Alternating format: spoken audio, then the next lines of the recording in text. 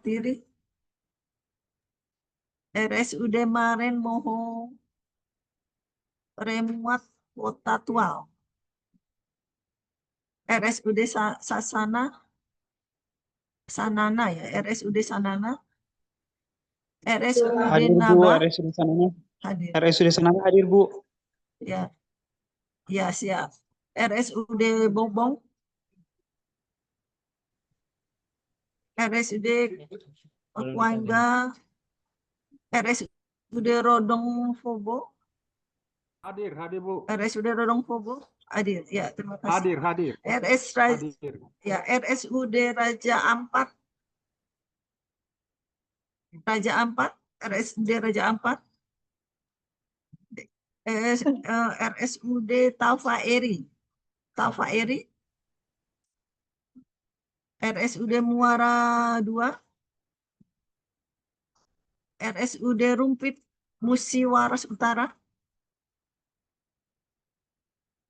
Hadir Ibu. Ya, terima kasih. RSUD Bengkulu Tengah.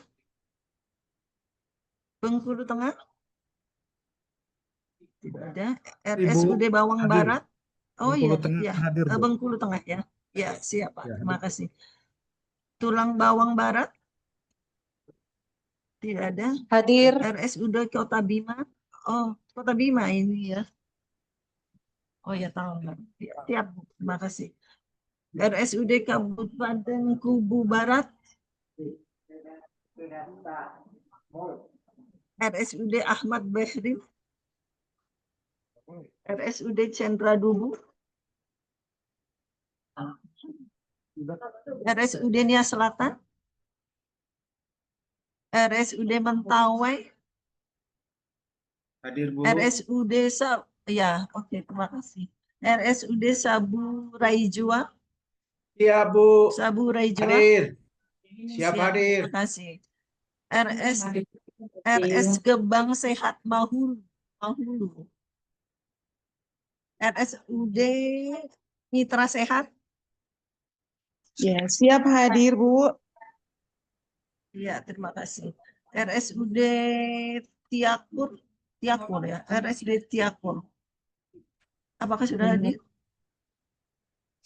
RSUD Weda. Ya. Rumah Sakit Hendrik Pintai Kabupaten Sarmi. RSUD Sopiori. RSUD Bawera. RSUD Bawera. Hadir Ibu. Ya, terima kasih. RSUD Bovendigul. Bovendigul, apakah hadir? Ya, terima kasih. RSUD Kabupaten Mapi. Siap hadir, Bu. Hadir. Ya, terima kasih. RSUD Perpetua J. Savanku. RSUD Pratama Dogiai. RSUD Intan Jaya. RSUD Intan Jaya. Itu kelihatan. RSUD sudah mau mulai kan? Udah ya, pilih. Ada gambarku ini.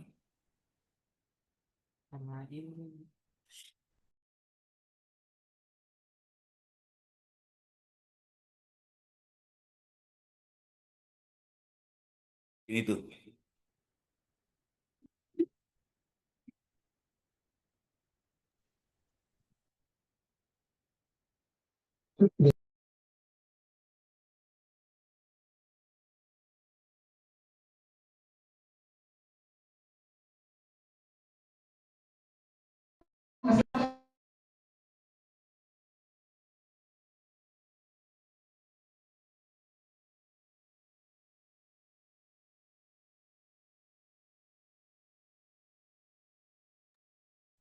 Coba melihat media itu cepat. Itu masuk.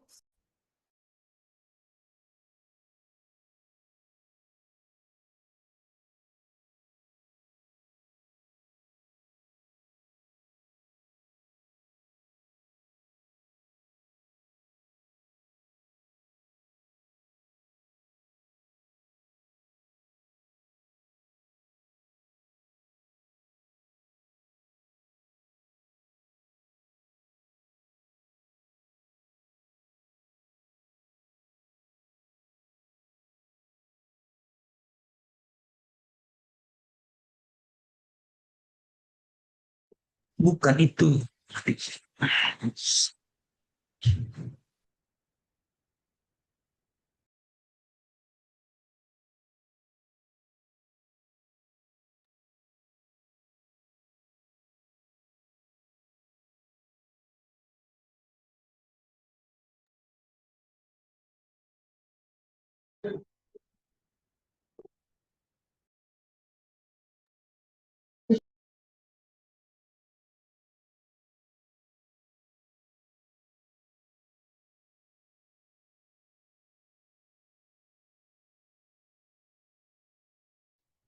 Selamat pagi. Cek.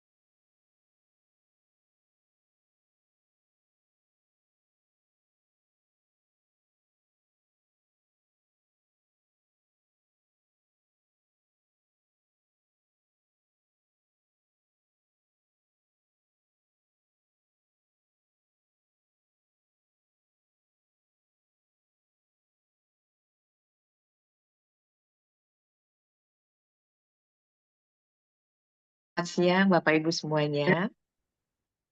Sambil menunggu Bapak Dirjen lanjutan, saya ucapkan terima kasih Ibu semuanya yang sudah bergabung pada pagi ini eh, untuk terkait dengan pembinaan tata kelola rumah sakit, khususnya untuk tata kelola keuangan pada rumah sakit daerah dan rumah sakit PHTC. Nanti juga Pak Dirjen akan menyampaikan terkait SK pendampingan dari yang dikeluarkan oleh Pak Dirjen Kesehatan dari rumah sakit milik Kementerian Kesehatan yang sudah ditunjuk untuk mendamping RSUD maupun lokus PHTC yang sudah kami petakan. Nanti dari Pak Dirjen Kesehatan akan menyampaikan langsung terkait dengan hal ini. Sekali lagi terima kasih untuk kehadiran dan partisipasi semua.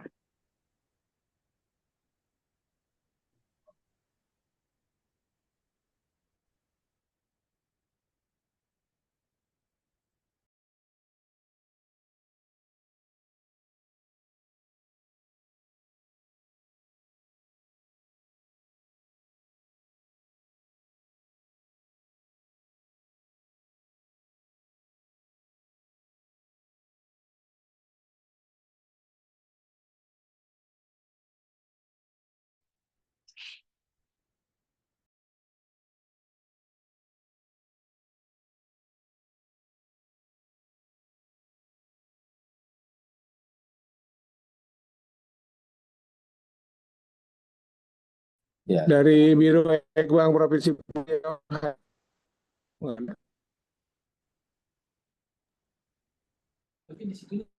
Ya, bagaimana Pak?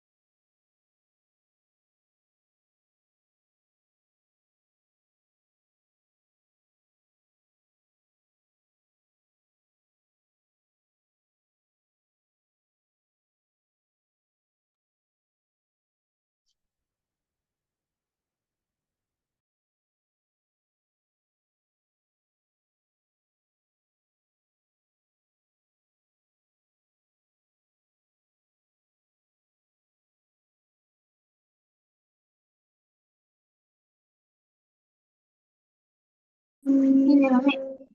Indonesia ini di atas. Iya. Ini.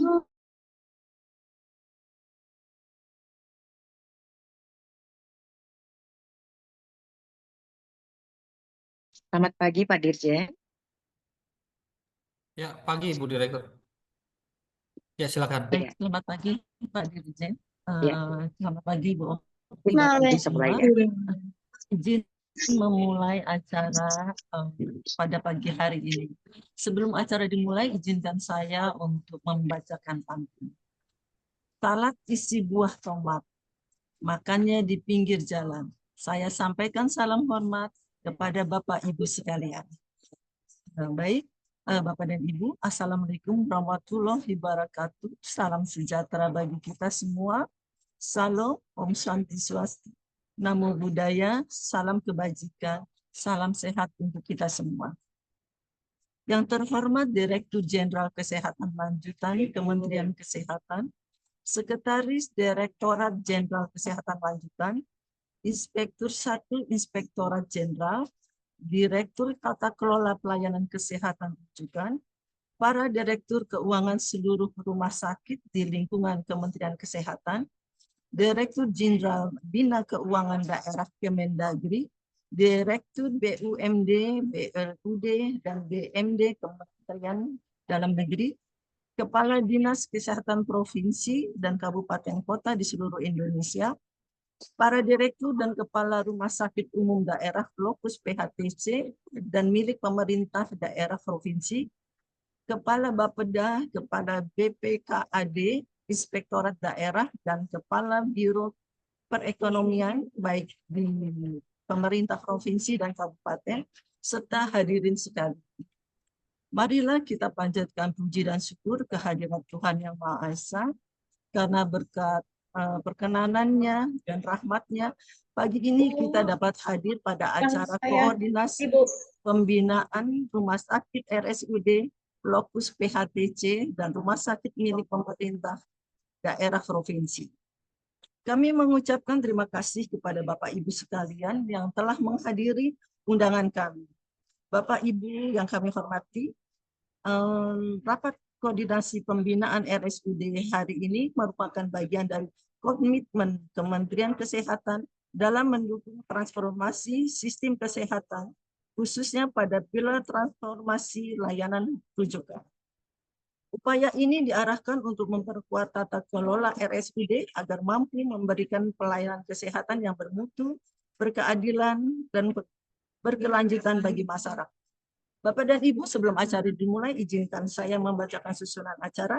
Pertama yaitu arahan dari Dirjen Kesehatan Lanjutan, paparan dari Ibu Direktur Tata Kelola Pelayanan Kesehatan Rujukan, lalu diskusi. Baiklah, untuk selanjutnya kami persilakan kepada Bapak Dirjen Asarjaya SH SKM Mars untuk memberikan arahan dan membuka acara pada pagi ini. Kami persilakan kepada Bapak.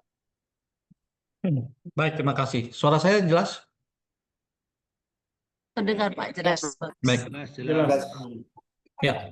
Assalamualaikum warahmatullahi wabarakatuh. Selamat pagi, salam sejahtera buat kita semua. Salam, Om Swastiastu, Namo Buddhaya, dan salam sehat. Saya pantun dulu ya. Mentari tenggelam menjelang petang. Air, Cakep. air tenang seperti berlian. Cakep. Saya ucapkan selamat datang. Cakep. Izinkan saya menyapa kalian. Baik, yang saya hormati Direktur Jenderal Bina Keuangan Daerah atau yang mewakili para direktur ataupun eselon 2 di lingkungan Kementerian Kesehatan, para direktur dan kepala rumah sakit umum daerah, ya, lokus PHTC dan rumah sakit milik daerah provinsi, kemudian kepala dinas kesehatan provinsi, kepala badan perencanaan pembangunan daerah, kepala badan pengelolaan keuangan dan aset daerah, inspektorat daerah, kepala biro perekonomian, dan seluruh hadirin, ya, termasuk direktur daripada RSUD ataupun kepala dinas daripada lokasi tempat PHTC yang mohon maaf tidak bisa saya sebutkan satu persatu. Pertama-tama marilah kita panjatkan puji syukur atas kehadirat Allah Subhanahu wa taala, Tuhan yang Maha Kuasa, karena berkat rahmat dan karunia-Nya kita semua dapat hadir pada rapat koordinasi terkait dengan pembinaan RSUD yang menjadi lokus daripada PHTC. Bapak Ibu semua, seperti kita ketahui bersama bahwa atas instruksi Bapak Presiden Prabowo, maka beliau memasukkan PHTC atau program hasil terbaik cepat, ya, berupa pembangunan, ya, sekitar 66 rumah sakit di kabupaten yang belum ada tipe D, tipe C-nya ditingkatkan rumah sakit dari tipe D menjadi tipe C. Jadi memang program ini program spesial, program khusus, ya. Tidak semua kabupaten yang dapat, hanya kabupaten yang belum punya rumah sakit tipe C, maka dia akan mendapat program ini. Nah, Bapak Ibu semua, karena program ini bersifat PHTC dan merupakan kebijakan Bapak Presiden, maka sekali lagi saya tegaskan bahwa proyek ini diawasi secara ketat, baik oleh KPK, kejaksaan, ataupun kepolisian.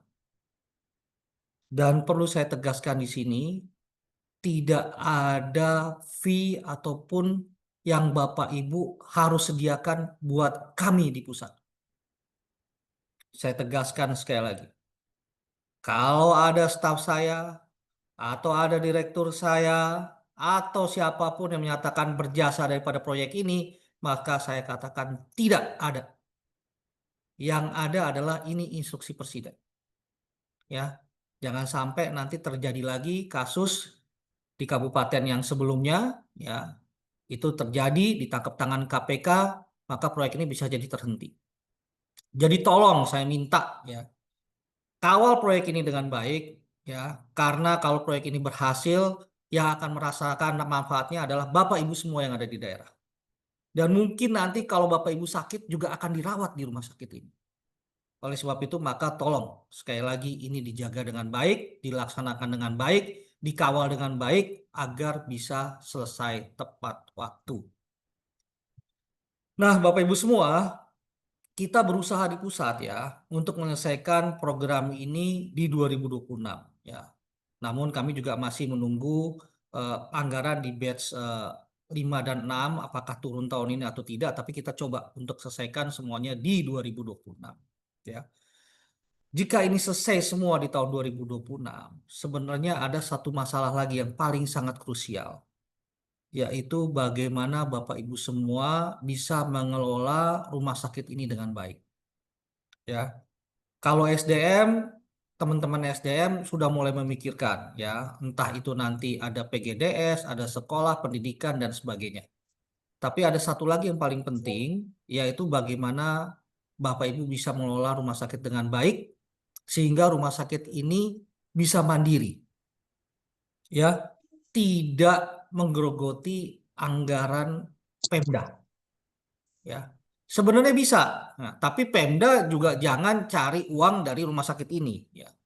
Jadi saya tegaskan di sini, sebenarnya dengan tarif BPJS, asal rumah sakit dikelola dengan baik dan efisien, Pemda tidak perlu memberikan subsidi ke rumah sakit, ya.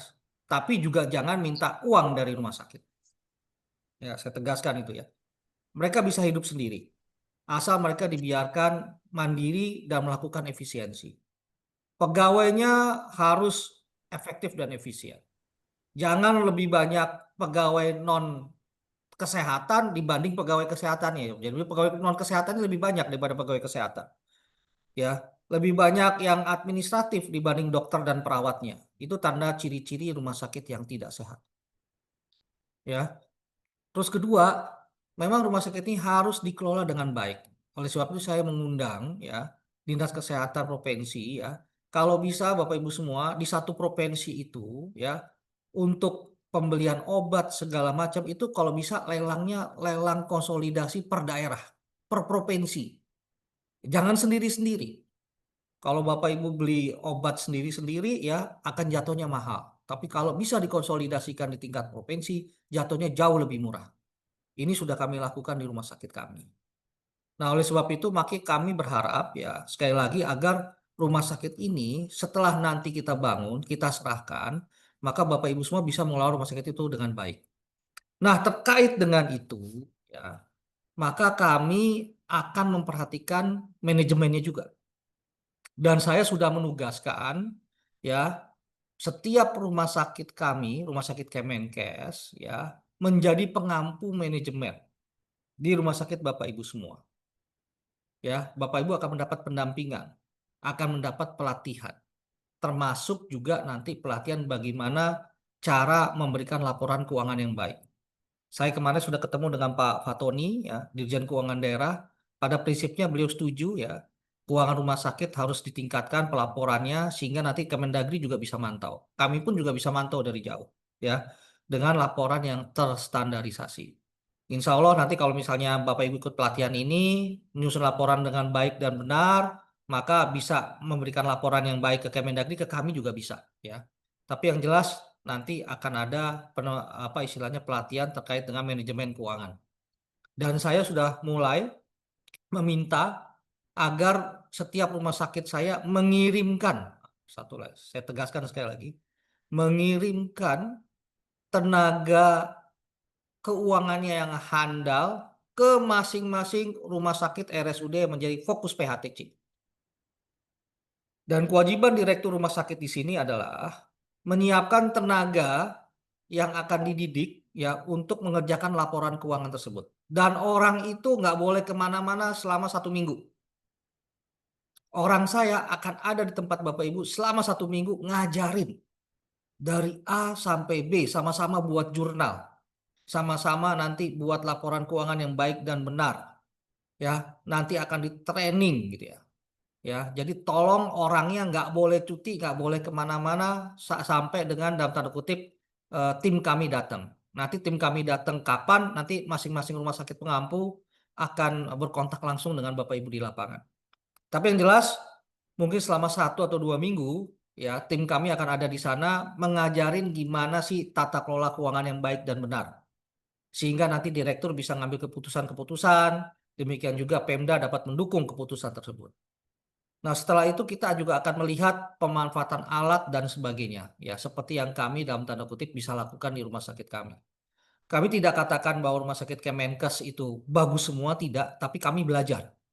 Dan dari yang sudah bagus-bagus tersebut, kami akan berikan apa istilahnya experience kami, best experience kami kepada rumah sakit PHTC, termasuk juga rumah sakit provinsi, gitu ya. Kita berharap rumah sakit provinsi juga dapat best experience kami, juga dapat pelatihan keuangan ini agar nanti dia bisa memberikan latihan juga kepada RSUD-RSUD yang ada di bawahnya. Nah, Bapak Ibu semua ya, dengan adanya program daripada manajemen ini, maka kami berharap ya rumah sakit atau RSUD yang terlibat daripada PHTC ataupun rumah sakit lain yang bukan PHTC tapi mendapat bantuan dari alat-alat dengan program SIHREN gitu ya. Ini bisa dikelola dengan baik dan pada akhirnya akan bisa menyebabkan terjadinya kemandirian rumah sakit yang tidak membebani Pemda tapi juga tidak dalam tanda kutip menjadi, mohon maaf saya katakan istilahnya tambang uangnya Pemda gitu ya. Biarkan rumah sakit ini mandiri. Biarkan rumah sakit ini berjalan efektif dan efisien. Dan saya yakin bisa sepanjang kita profesional. Saya rasa itu yang bisa saya sampaikan, Bu Okti. Lebih dan kurang mohon dimaafkan. Wabillahi taufiq wal hidayah. Wassalamualaikum warahmatullahi wabarakatuh. Om Santi Santi Santi Om. Terima kasih.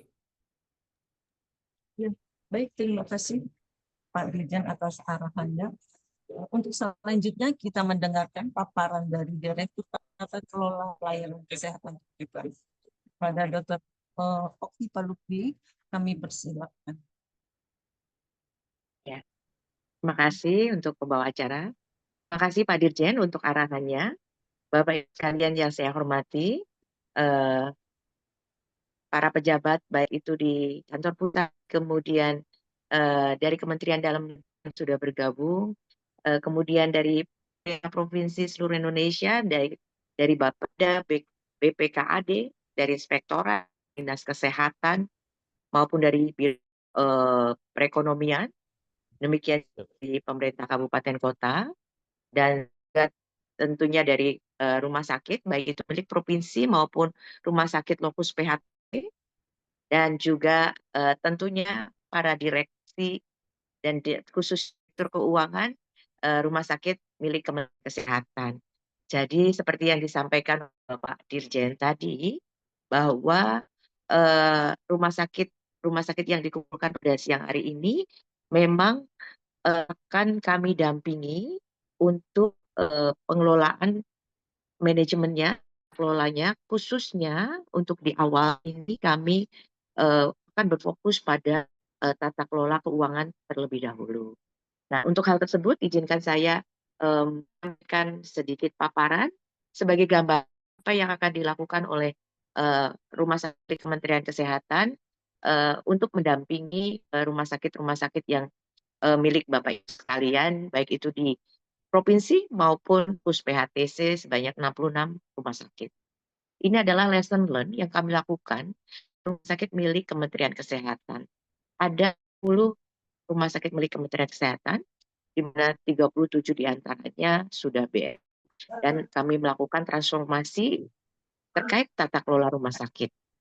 Dan hal inilah yang kami ingin sharingkan kepada Ibu sekalian. Slide berikutnya. Ya, kami akan menyampaikan terkait bagaimana sebetulnya transformasi maksud itu seperti apa. Kemudian kami akan perkenalkan terkait dengan monitor kinerja keuangan dan operasional. Dan selanjutnya bagaimana kami mengukur produktivitas para dokter dan utilisasi alat-alat medis, terutama alat-alat medis yang mahal. Kami melakukan konsolidasi obat dan bahan medis habis pakai, dan nanti Bapak Ibu bisa seberapa efisiensi yang didapatkan dari konsolidasi ini. Dan nanti terakhir, bagaimana roadmap pendampingan dan tim pendamping itu yang sudah di-SK-kan oleh Bapak Dirjen Kesehatan Lanjutan akan mendampingi Bapak Ibu sekalian. Slide berikutnya.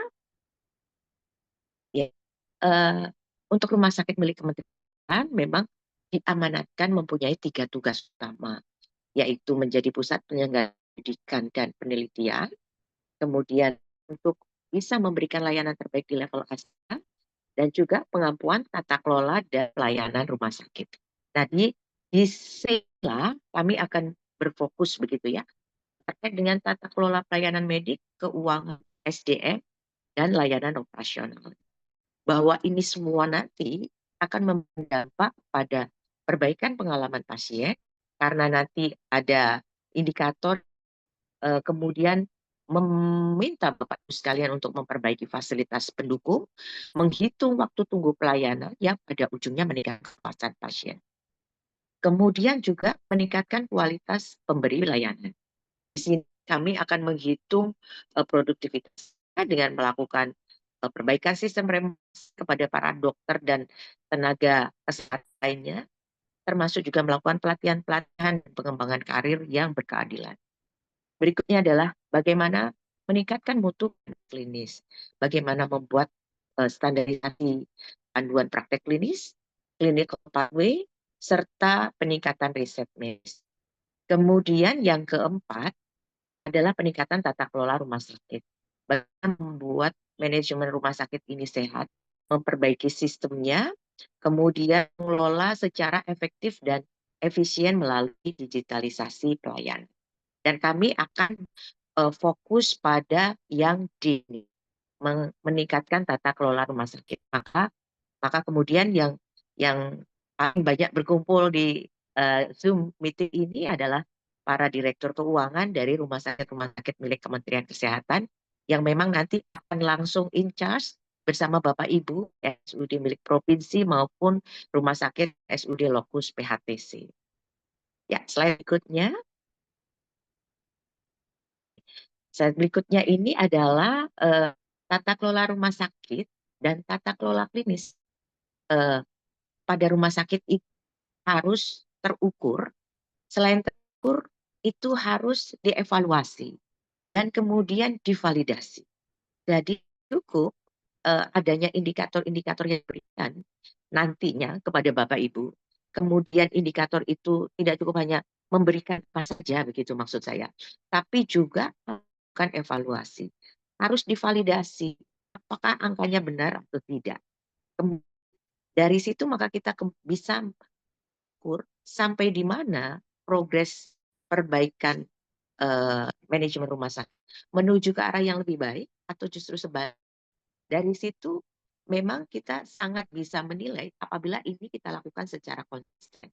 Katakanlah setiap triwulan kita akan membuka begitu ya pada semua rumah sakit sampai di mana bisa kita bandingkan antar rumah sakit sehingga kita saling belajar satu dengan yang lain.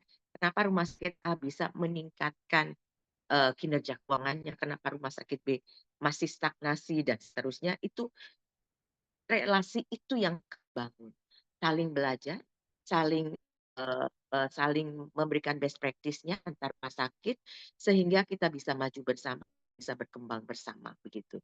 Nah, dari sisi paling kiri saya ingin menyampaikan terkait kinerja keuangan dan operasional.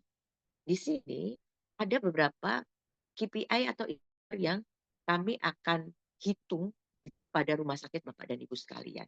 Mulai dari EBITDA.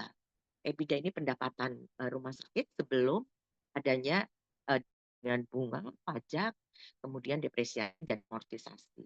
Kemudian juga kami akan menghitung EBITDA margin. Di mana kalau rumah sakit milik Kementerian Kesehatan kami memasang target di atas 15% begitu. Kemudian margin yang kedua berikutnya adalah margin. Di sini yang dihitung adalah operasional margin. Kami mengharapkan di atas 10%. Ini adalah rasio surplus atau defisit, tapi harapannya tentu surplus begitu ya, sebelum pendapatan keuangan dan pajak terhadap pendapatan operasional neto. Kemudian kami juga akan menghitung gross margin-nya. Ini adalah rasio surplus atau defisit bruto terhadap pendapatan operasional yang neto. Kemudian berikutnya kami akan menghitung rasio beban atau pendapatan operasional terhadap beban pegawai. Pegawai ini diharapkan kurang dari 45% kalau rumah sakit ini ingin sehat. Beban farmasi kurang dari 25%. Kemudian persediaan non farmasi kurang dari 5%. Demikian juga kami akan menghitung terkait dengan desainnya, menghitung mulai dari receivable turnover, yang targetnya kurang dari 40 hari, kemudian payable turnover kurang dari 60 hari, kemudian inventory turnover-nya kurang dari 60 hari. Ini dari sisi keuangan dan operasional. Berikutnya yang kedua adalah dari sisi pelayanan. Untuk tata kelola pelayanan, maka kami akan menilai terkait dengan fasilitas pendukungnya, kemudian pelayanan, menghitung waktu pelayanan di rawat jalan, tunggu rawat jalan itu dari 2 jam. Jadi sejak pasien datang sampai dokter di poliklinik kurang dari 2 jam. Kemudian waktu tunggu di IGD kurang dari 4 jam. Selanjutnya adalah waktu tunggu untuk masuk ke rawat inap itu harus kurang dari 1 jam. Di waktu tunggu untuk laboratorium situ dari 1 jam dan seterusnya. Ini ada KPI yang nanti kami akan perkenalkan kepada Bapak semua, termasuk juga bagaimana mengelola keluhan dan meningkatkan pasien, kemudian bagaimana membuat narasi yang berbasis kinerja sehingga itu merasa nyaman bekerja di rumah sakit kita dan tidak pindah ke rumah sakit yang lainnya. Akhirnya ketika kinerja atau produktivitas dokter itu maka revenue rumah sakit atau pendapatan rumah sakit dengan sendirinya juga akan meningkat. Kemudian berbagai standar klinis sesuai unggulan masing-masing rumah sakit juga nanti akan kami perkenalkan. Kemudian digitalisasi sistem dan administrasi terkait dengan pengelola rumah sakit. Kemudian sistem pencatatan inventory yang terintegrasi dari depan sampai ke belakang, dari pelayanan sampai ke pencatatan keuangan, kemudian layanan unggulan dan bagaimana menghitung unit cost. Kemudian yang ketiga adalah terkait dengan perbaikan internal. Bagaimana kita menghitung produktivitas dokter? Bagaimana kita menghitung kualitas alat-alat kesehatan yang kita miliki setiap bulan, terutama alat-alat kesehatan yang mahal. Karena ini nilai investasi besar, jadi sedapat mungkin alat itu bisa produktif untuk menghasilkan pendapat di rumah sakit. Termasuk juga utilisasi kamar operasi. Kenapa? Karena dari pengalaman kami pada rumah sakit Kemenkes, ternyata memang yang revenue paling besar itu berasal dari kamar operasi. Maka menjadi penting untuk kita selalu mengevaluasi produktivitas kamar operasi yang kita miliki. Saya masuk ke slide berikutnya. Boleh ke slide berikutnya ya. Nah, rumah sakit yang sehat itu adalah prasyarat, gitu. Syarat utama bagaimana supaya kualitas layanan kesehatan itu dapat terus berkelanjutan. Kami mempercayai bahwa rumah sakit yang mempunyai surplus, ya, tidak negatif secara pengelolaan keuangannya, maka dia dapat terus berkembang dengan baik sehingga dapat mengembangkan pelayanan kesehatannya dan dapat mengembangkan layanan-layanannya. Jadi, mengapa kami mendorong rumah sakit itu mempunyai surplus, mempunyai profit? Bukan untuk diambil oleh pemilik, karena tadi Pak Dirjen juga sudah menggarisbawahi bahwa Pemda itu tidak boleh mengambil keuntungan yang dimiliki oleh rumah sakit, tapi keuntungan yang dimiliki ini adalah untuk kemudian mengembangkan layanan-layanan unggulan yang ada di rumah sakit itu, untuk kemudian ini menjadi modal menghasilkan revenue yang lebih besar lagi. Maka kemudian kami membuat target-target belanja yang ini menjadi standar agar kami meyakini belanja nggak kebablasan, sehingga pada akhirnya belanjanya bisa terkontrol begitu. Kita bisa belanja dari standar-standar yang misalnya untuk belanja pegawai.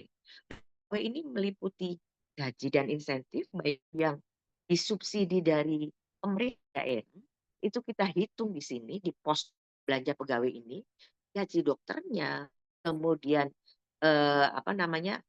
medis dokter maupun nakesnya dan seluruh pegawai, semua yang berhubungan dengan pegawai masuk di pos. Dan ini targetnya belanjanya tidak boleh lebih dari 45% dari total belanja rumah sakit. Kemudian yang kedua adalah belanja farmasi. Belanja farmasi juga ini dikontrol jangan sampai melebihi dari 25% total belanja rumah sakit begitu. Kemudian 45 ditambah 25% ini sudah 70%. Bagaimana pengelolaan 30% sisanya?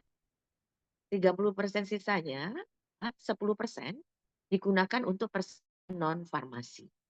Kemudian 5% itu sisanya untuk beban-beban lainnya. Bisa untuk pengembangan, bisa untuk penelitian, bisa untuk pendidikan dan sebagainya. Ini di angka 15%. Bisa juga untuk belanja promosi, branding, marketing masuk di pos ini. Sehingga masih ada 15%. Ini yang kami maksudkan EBITDA margin 15%. Saya tidak kenal yang mudah karena rumah sakit Kemenkes pun untuk mencapai EBITDA margin 15% baru 1-2 rumah sakit yang mampu mencapai angka ini begitu ya. Namun sebetulnya buffer 15% ini bisa dipakai untuk apa saja? Untuk yang pertama ada untuk subsidi klaim BPJS yang selisih negatif. Untuk pasien-pasien JKN yang memang tidak mampu begitu ya. Kita tahu bahwa pengeluaran rumah sakit itu lebih besar dibandingkan klaim yang dibayar oleh BPJS. Tapi rumah sakit tetap harus melayani karena itu kewajiban kita sebagai rumah sakit milik pemerintah. Maka kita ambilkan dari profit yang kita punya ini. Ini satu. Kemudian yang kedua untuk apa lagi? Digunakan untuk pengembangan layanan-layanan unggulan. Itu. Jadi kalau ketika ternyata katakanlah pulang dari pendidikan begitu atau pulang dari fellowship sehingga dia dokternya ingin mengembangkan layanan unggulan, maka kita sebagai manajemen rumah sakit harus memfasilitasi itu, begitu ya, mampu membelikan alat kesehatan yang diperlukan, mungkin harus renovasi ruangannya begitu, atau sarana-prasarana publik yang diperlukan, kita ambilkan juga dari pos ini. Itu yang kedua. Kemudian yang ketiga adalah untuk pengembangan SDM, untuk mendukung pengembangan layanan unggulan yang dibuat. Baik itu pelatihan, pendidikan pelatihan itu untuk mengirim tidak hanya dokter kan yang dikirim, perawatnya tentu juga harus dikirim. Kemudian nakes-nakes lain pendukungnya juga harus dikirim supaya ini menjadi satu tim yang kompeten untuk membuat suatu layanan unggul. Ini juga diambilkan dari sini. Kemudian yang terakhir adalah untuk mensejahterakan pegawainya di dalam rumah sakit itu sendiri. Sehingga dokter-dokter yang kita punya, perawat yang kita punya itu tidak pindah parkir gitu ya ke rumah sakit lain. Nah, ini mengapa ketika rumah sakit itu punya saldo, punya profit, itu tidak, kami sangat mengharapkan jangan diambil begitu ya oleh Pemdanya. Jangan diambil kemudian menjadi sumber PAD dari daerah masing-masing, jangan gitu. Tapi biarkan ini untuk mengembangkan rumah sakitnya, rumah sakit lebih besar lagi dengan membuka layanan baru, maka revenue atau pendapatannya akan semakin lebih besar lagi, dan semakin yang tadinya rumah sakit ini tipe C akan menjadi tipe B begitu, yang sudah tipe B akan naik menjadi tipe A dan seterusnya, sehingga banyak lagi masyarakat yang terlayani, sehingga rumah sakit menjadi makin profesional dan akuntabel dan menghasilkan mutu pelayanan yang baik lagi. Oke. Selanjutnya saya akan memperkenalkan terkait dengan monitoring kinerja keuangan dan operasional. Saya boleh ke slide berikutnya ya untuk memberikan gambaran Bapak Ibu sekalian. Ya. Nah, ini adalah gambaran begitu ya, kualitas laporan keuangan rumah sakit Kementerian Kesehatan. Di mana kami selalu melakukan komparasi ini secara setiap triwulan begitu ya. Kami tidak mengambil semua rumah sakit Kemenkes, saya hanya contohkan beberapa rumah sakit milik Kemenkes. Tapi Bapak Ibu, yang saya ingin sampaikan di sini, kami lakukan membanding-bandingkan antar rumah sakit milik Kemenkes. Kenapa? Dari situ kita bisa melihat, oh rumah sakit A ini, dia pendapatan operasionalnya sekian dibandingkan dengan rumah sakit B yang jumlah bednya juga sama-sama hampir sama begitu ya, jumlah dokter spesialisnya bersama. Kok yang rumah sakit B ternyata dia bisa mendapatkan pendapatan yang lebih baik daripada rumah sakit. Sehingga rumah sakit B ini harus bisa sharing bagaimana sih dia mendapatkan revenue yang lebih baik dibandingkan teman-teman rumah sakit lainnya. Jadi membuat komparasi seperti ini untuk rumah sakit Kemenkes adalah hal yang lumrah begitu. Mulai dari pendapatan operasionalnya, kemudian profitnya, kemudian nanti EBITDA marginnya, kemudian juga net cash flow operasionalnya, itu kemudian dinilai, ini mencontohkan ada empat indikator, di mana apabila 4 indikatornya tercapai, warnanya hijau, apabila hanya 3 indikator warnanya kuning, apabila 2 warnanya menjadi coklat, kalau 1 atau bahkan belum ada yang aktif, maka dia menjadi merah. Namun dari sini kita bisa melihat perubahan-perubahan warnanya setiap bulan akan berubah begitu ya. Yang tadinya hijau bisa menjadi kuning, yang tadinya kuning bisa menjadi hijau, ini sangat dinamis, tapi dari sini kita bisa melihat bahwa rumah sakit itu berprogres. Dan kita bisa menilai apakah progresnya ke arah yang lebih baik atau justru sebaliknya. Dan di situ kita bisa melakukan intervensi supaya rumah sakit ini bisa makin baik secara kelola keuangannya. Selanjutnya, next slide boleh ya. Tadi terkait dengan pendapatan operasional dan gross profitnya, maka ini adalah EBITDA rumah sakit, cash flow operasionalnya. Bapak Ibu bisa lihat memang di rumah sakit kami pun EBITDA-nya juga masih ada yang negatif begitu. Tapi harus kita dorong untuk menjadi positif. Tapi artinya meskipun negatif, bisa terus melakukan perbaikan di sini. Maka kami membuat body gitu ya, ada pendamping untuk Bapak Ibu sekalian untuk mengelola keuangan, membuatnya dulu, kemudian sesudah membuat laporan kita melakukan analisis sehingga kita bisa melakukan intervensi nanti apa saja yang akan dilakukan. Slide berikutnya adalah saya contohkan salah satu rumah sakit bagaimana ketika rumah sakit itu harus update ke Menkes langsung terkait dengan kinerja keuangannya. Apa saja yang harus di-report. Dan ini memang kami minta membandingkannya itu tren supaya kita bisa lihat ada progres ke arah yang lebih baik atau tidak.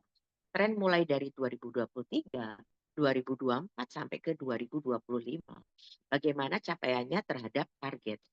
Realisasi terhadap target kita banding-bandingkan dari pendapatannya, EBITDA, net asetnya, dan next berikutnya slide-nya adalah terhadap arus kasnya, gross margin dan sebagainya. Ini nanti kami akan mendapatkan Bapak Ibu sekalian untuk kita membuat tabel-tabel seperti ini untuk menilai progres kesehatan, terutama tingkat kesehatan keuangan pada masing-masing rumah sakit Bapak Ibu sekalian.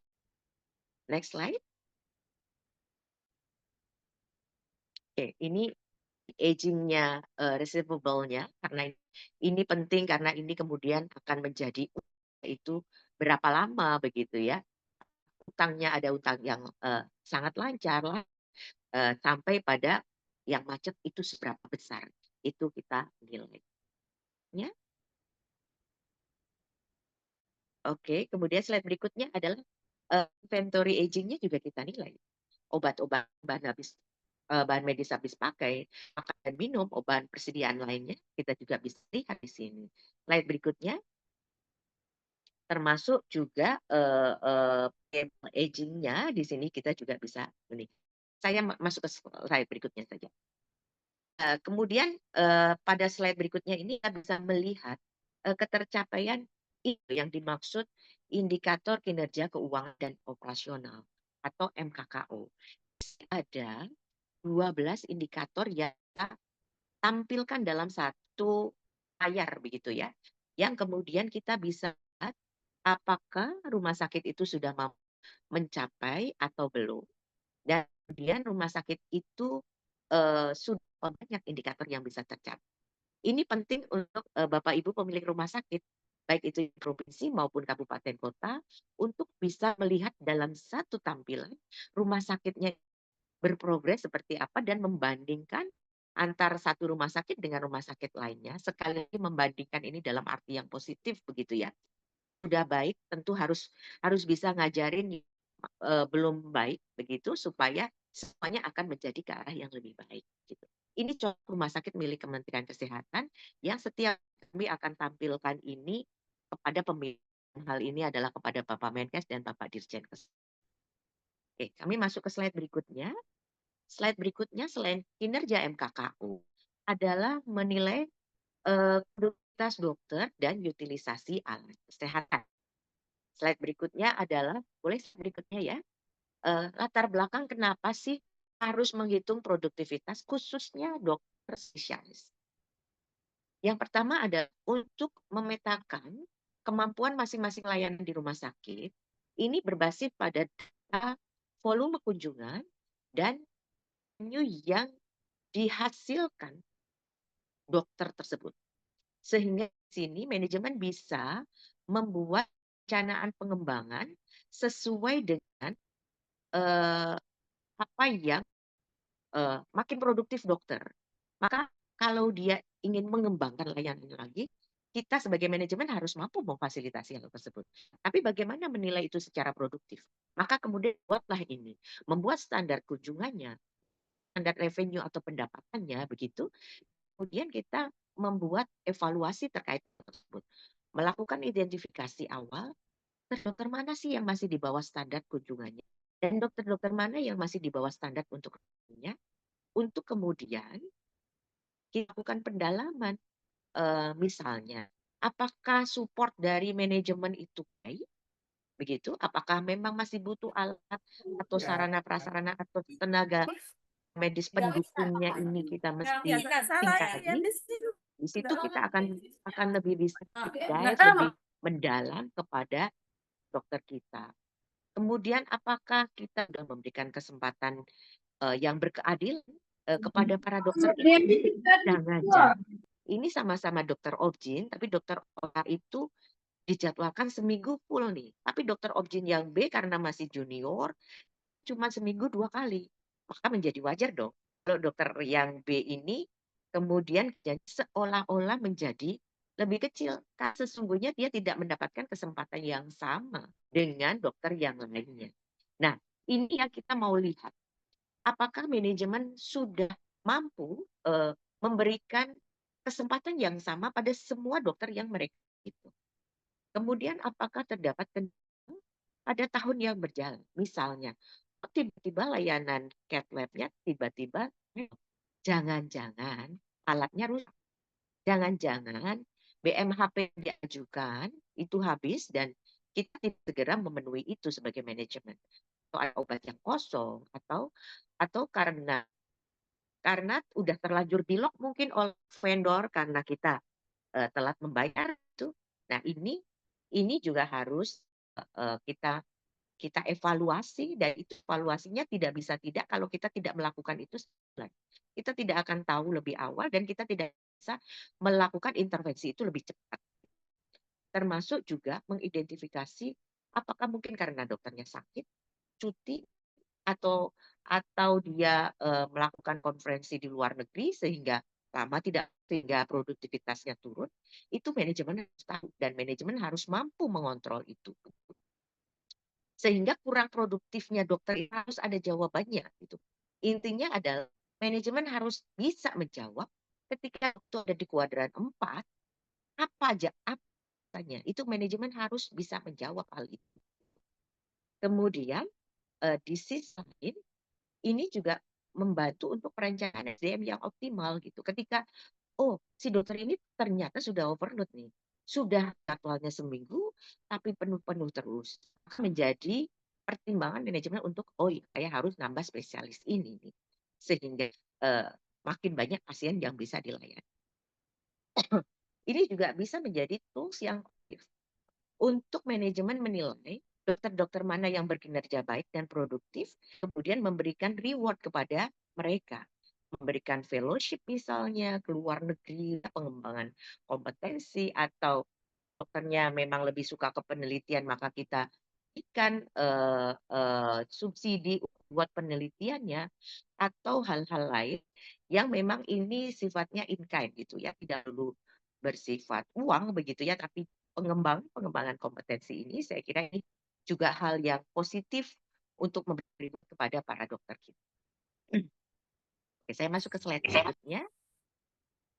Nah, untuk para dokter itu kita kemudian melakukan penilaiannya adalah kami membagi menjadi 4 kuadran. Menjadi 4 kuadran di mana sumbu X-nya itu adalah seberapa dokter itu memberikan kontribusi revenue atau pendapatan untuk rumah sakit. Sementara sumbu Y-nya adalah berapa banyak kunjungan pasien atau pasien yang dia layani. Jumlah kunjungan atau jumlah pasien yang dia layani oleh satu orang dokter. Gitu. Nah, kita bagi 4 karena yang seperempat di atas itu di atas median, yang di bawah ada di bawah mediannya, kemudian demikian juga untuk kunjungannya, di atas median atau di bawah median. Nah, kuadran 1 itu adalah ketika dokter itu memang kunjungannya banyak begitu, memang revenue-nya pasti cukup banyak untuk dihasilkan kepada rumah sakit dan untuk ke dokternya sendiri. Di mana para dokter yang berada di kuadran 1 ini, manajemen harus bisa menjaga dokter-dokternya ini untuk tetap berada di kuadran dan tidak pergi ke tempat gitu. Dalam artian ya manajemen harus jagain dokter-dokter yang berada di kuadran 1 ini karena ini aset rumah sakit. Karena ini adalah sumber pendapatan rumah sakit begitu. Nah, sebaliknya, kalau dokter-dokternya kuadran 4, maka itu pasiennya sedikit, dia menyumbang untuk rumah sakit juga sedikit, maka manajemen harus bisa mencarikan layanan-layanan tertentu sehingga dokter lebih produktif lagi. Karena dokter yang ada di kuadran 4 itu artinya dokternya sangat tidak produktif di sini. yang jadi di sini sehingga kita lebih membuat dokternya ini mempunyai kinerja lebih, kemudian bisa berkontribusi lebih kepada rumah sakit kita gitu. Kalau yang kuadran 2, maka ini dokternya punya kunjungan banyak, tapi revenue-nya kunjungannya di bawah median, hasilkan revenue-nya di atas nilai median. Kalau yang di kuadran 3 itu adalah kebaliknya, dia kunjungannya di atas median, revenue-nya di bawah median. Kita ya di next slide boleh? Di slide berikutnya yang kami lakukan pada rumah sakit milik Kementerian Kesehatan adalah kami memetakan produktivitas itu pada 22 jenis spesialis. Bapak Ibu bisa dilihat di sini, spesialisnya di macam-macam di sini. Kemudian 33 jenis subspesialis. Begitu. Saya masuk ke slide berikutnya ya. Ini saya mencontohkan untuk produktivitas dokter spesialis. Ini saya contohkan untuk dokter Opjin begitu ya. Ada 22 rumah sakit begitu. Ini Bapak Ibu yang di provinsi bisa melakukan hal yang sama. Berapa jumlahnya di situ? Berapa jumlah dokter Opjin pada masing-masing rumah sakitnya di situ? Kemudian dari semua rumah sakit yang kalau ini adalah rumah Kemenkes begitu ya. Dari semua rumah sakit milik Kemenkes ini kami hitung mediannya. Dari total kunjungan pada masing-masing dokter, dari dokter ke-1 sampai ke dokter sekian terakhir begitu, kami mediannya berapa nih angka mediannya. Kemudian revenue-nya juga kami lakukan hal yang sehingga dari situ kami bisa melihat nilai mediannya untuk dokter itu ada di berapa gitu. Maka kemudian kita bisa mengkategorikan rumah sakit ini untuk spesialis Opjin di rumah sakit 1, 2, 3, 4 sampai ke 6 itu sudah cukup bagus gitu ya. Dokternya sudah di hijau semua, berarti top 25%, seperempatnya itu sudah di atas nilai mediannya begitu. Kemudian yang di range 25 sampai 75% warnanya kuning, kemudian yang di bawah 20% dari median warnanya merah. Dari sini kemudian kita juga bisa menilai ternyata revenue dokternya itu di nilai median itu di nilai kisaran 520 juta. Ini dalam juta ya, per bulan ya ini. Ini per bulan begitu dengan minimalnya itu di rumah sakit yang pertama ini dokter Opjin itu paling kecil itu per bulannya 322 juta, paling besarnya 817 juta. Dan tidak dokter yang revenue-nya di 50 juta. Gitu. Ini cara membacanya. Untuk rumah sakit yang kedua, maka nilai mediannya itu pada dokter itu 433 juta per bulan. Dengan yang paling rendahnya di 122, tertingginya di 703 juta, dan tidak ada dokter yang di bawah juta. Demikian seterusnya. Sehingga kita bisa tahu nih rumah sakit mana sih yang ternyata masih ada loh dokternya yang di bawah 50 juta. Gitu. Slide berikutnya. Demikian juga kita untuk dokter bedah dengan cara yang sama.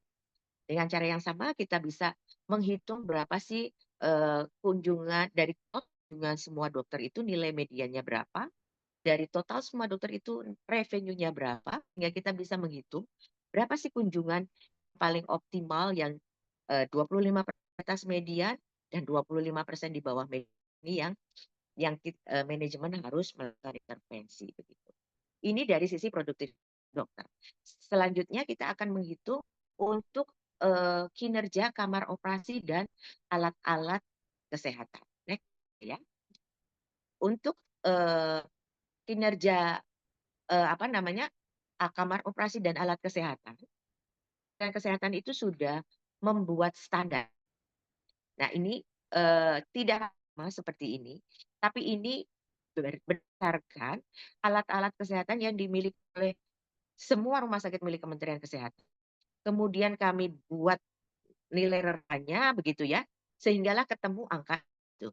Misalnya untuk kamar operasi itu menurut standarnya Kemenkes, rumah sakit Kemenkes, kamar operasi yang produktif kalau dipakai dalam sehari itu 1,7 sampai kali operasi pemakaian dalam sehari. Itu membacanya begitu.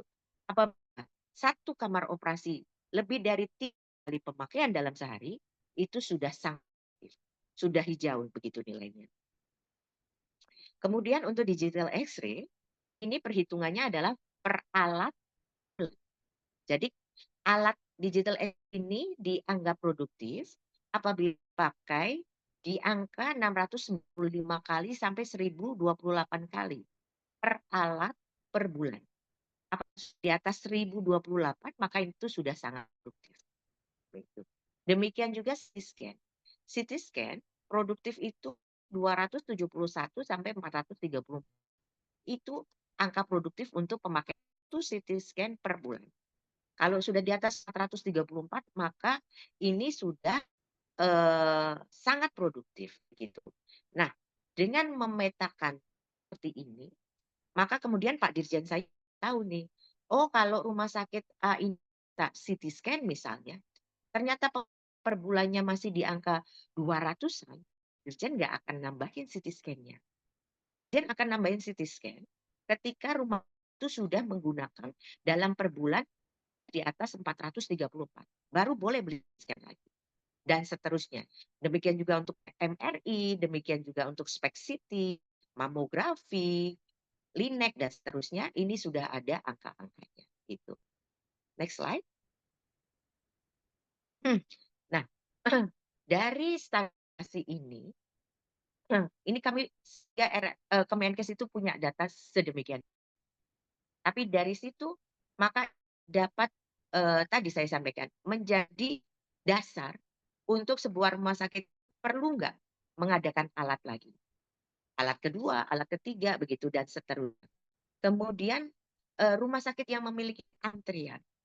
Namun ada rumah sakit lain yang memiliki tingkat utilisasi yang lebih tinggi, maka ini harus ada sharing best practice. Bagaimana sih sebenarnya untuk meningkatkan utilisasi alat ini gitu. Dan dari sini kita bisa juga memantau tren pemakaian. Kita bisa melakukan evaluasi, harusnya dari merah dan bisa ke kuning, yang dari kuning naik ke hijau begitu ya. Evaluasi itu bisa dilakukan secara berkala sehingga apabila dari hijau turun menjadi kuning, manajemen juga tahu apa sebabnya begitu ya. Kemudian kita juga bisa melakukan perencanaan untuk pengadaan berikutnya. Kita bisa menentukan unit cost-nya, kita bisa buat menghitung berapa break even point-nya dan kapan harus break even point begitu, kapan alat ini kemudian harus kembali dan sebagainya. Saya lanjut ke berikutnya. Di slide ini kemudian Kemenkes itu bisa memetakan begitu. Karena kami punya data yang sedemikian banyak gitu ya, kami bisa membuat nih tren dari 2024 ke 2025, mana sih alat yang secara utilisasi, secara produktif peningkatan yang paling besar. Ternyata di YEK laser ini meningkat sampai 43%. Kemudian brachytherapy itu meningkat sampai 19%. Dan terusnya sehingga kami juga tahu ternyata penggunaan digital X-ray itu dari 2024 ke 2025 itu turun 2%. Ternyata penggunaan ESWL itu dari 2024 ke 2025 turun 14%. Kemudian laser retina juga turun 19%. Dari sini kami akan bertanya nih kepada rumah sakit, kenapa sih kok turun, apa alasannya begitu. Sehingga itu kita bisa melakukan intervensi terhadap penurunan atau kenaikan tersebut. Karena penurunan juga belum tentu jelek. Misalnya katakanlah digital X-ray, kok turun? Oh ternyata rumah sakit itu melakukan efisiensi. Pada layanan BPJS, ketika pasien itu sudah membawa hasil dari rumah sakit sebelumnya, maka di rumah sakit Kemenkes melakukan X-ray lagi. Oh ternyata maksudnya adalah efisiensi sehingga karena tarif BPJS adalah tarif paket, jika tidak dilakukan X-ray, rumah sakit bisa lebih hemat sehingga rumah sakit bisa marginnya rumah sakit akan sedikit lebih banyak. Itu contoh begitu ya, Ibu. Tapi dari situ kita bisa melakukan analisis mengapa ada kenaikan, mengapa ada penurunan. Slide berikutnya boleh ya. Kemudian ini contoh. Contoh berikutnya adalah utilisasi CT scan di rumah Kementerian Kesehatan. Di sini Bapak Ibu lihat, kami selalu ada benchmark. Adalah rumah sakit swasta di Jabodetabek hanya cukup bagus begitu. Tidak terlalu rendah, tapi ini kami anggap sangat bisa dibenchmarkkan dengan rumah sakit. Dari angka itu kemudian kita bisa melihat apakah dari angka benchmark itu rumah sakit Kemenkes itu setidaknya sudah produktif atau belum. Ibu bisa lihat di sini. Ternyata memang tidak semua rumah sakit Kemenkes itu hijau. Masih banyak juga yang merah. Masih banyak juga yang perlu didorong untuk lebih produktif lagi. Begitu. Dan ini saya kira menjadi penting untuk di Dinas Kesehatan Provinsi atau di kabupaten kota yang memiliki lebih dari satu sakit, membandingkan antar rumah sakit yang dimilikinya, sehingga bisa men-challenge rumah sakit satunya untuk lebih produktif. Satu dan lain bisa saling berkompetisi secara positif untuk sama-sama produktif. Ini masyarakat. Slide berikutnya boleh ya. Slide berikut ini secara alat-alat yang punya. Ini gambaran bagaimana Kemenkes itu melakukan alat-alat yang dimiliki oleh rumah sakit Kemenkes begitu.